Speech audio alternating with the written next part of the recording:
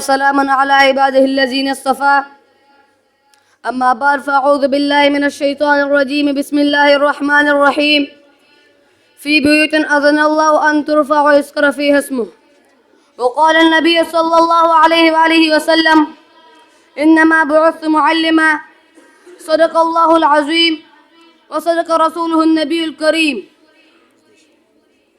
کہاں ہے وہ دینی کتابوں کے دفتر؟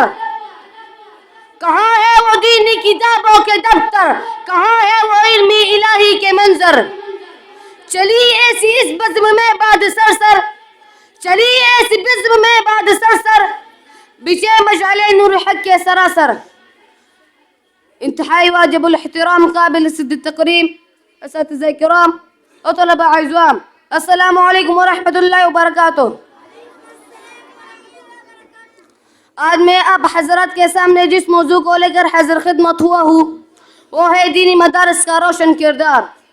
سامعین محترم، دینی مدارس کا کردار صرف آج ہی نہیں بلکہ تخلیق کے آنے سے قبل مجھے آسمان کی بلندیوں پر روشن نظر آتا ہے کہ جب خلق لم یزل نے معلم ہونے کی حیثیت سے وعلم آدم الاسماء کلها کا اظہار کر کے مدرسہ کے ساتھ سب سے پہلے معلم متعلم مائی کر پوکھی دی تھی. پھر وہی مدرسہ آسمانی دنیا کے نیچے دریائے کر کے نام سے ایک صاحبی کے گھر میں قائم ہوئی.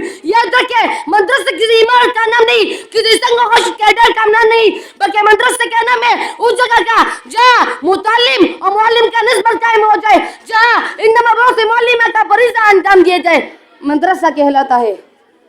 اور مدرسہ کا استحی مفہوم مفکر اسلام حضرت مولانا مفتی محمود رحمۃ اللہ علیہ بیان کرتے ہوئے فرمایا تھا کہ مدرسہ کسی عمارت کا نام نہیں بلکہ استاد، شاگرد اور کتاب کے نام کے تعلق کا نام مدرسہ ہے.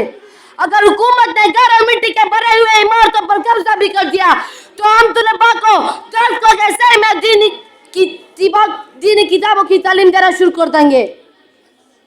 اور برصغیر بلکہ عرب و عجم کے عظیم نمور سید مولانا سید ابو حسن علی ندوی رحمۃ اللہ علیہ فرماتے ہیں کہ مدرسہ سب سے بڑا درگاہ ہے جہاں آدمگیری اور مردم سازی ہوتی ہے، جہاں دن کے داعی اور اسلام کے سپاہی تیار ہوتے ہیں. بلکہ مدرسہ وہ مقام ہے جہاں قلب و نگاہ، ذہن و دماغ ڈلتے ہیں.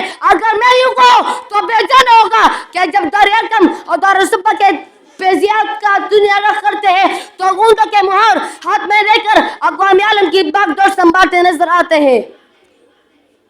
مدارس کی عظمت کو ترازو میں نہ تولو، مدارس کی عظمت کو ترازو میں نہ تولو، مدارس تو ہر دور میں انمول رہے ہیں. سامعین محترم، آج عقل اور عرض سے غاری دنیا ایک نقطہ بن کر سوال کرنے کی جسارت کرتی ہے کہ دینی مدارس نے دنیا کو کیا دیا. تو میں جواب میں کہوں گا کہ دینی مدارس نے دنیا کا رخ ہی بدل ڈالا، زندگیوں کے رخ بدل دیے. ڈاکو، لٹیرے، محافظ اور نگبان بن گئے. ان مدارس دنیا کے طفیل فاسق و فاجر، زاہد و پارسا بن گئے. غرب کے جوائے زمانے کے مقتدا اور رہنما بن گئے. کچرا تھا دریا بن گیا، جاہل تھا عالم بن گیا، ابوبکر تھا صدیق بن گیا، عمر تھا فاروق بن گیا، عثمان تھا ذوالنورین بن گیا، علی تھا حیدر کرار بن گیا. اس کا کسی شاعر نے کیا حکم نشہ کے انچٹا ہے. شاعر کہتا ہے در فشانی نے تیرے کسروں کو دریا کر دیا، در فشانی نے تیرے کسروں کو دریا کر دیا، دل کو روشن کر دیا، آنکھوں کو بینا کر دیا.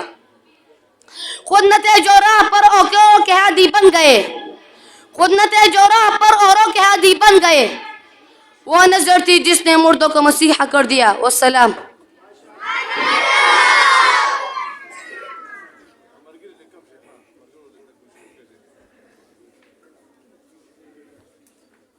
مولا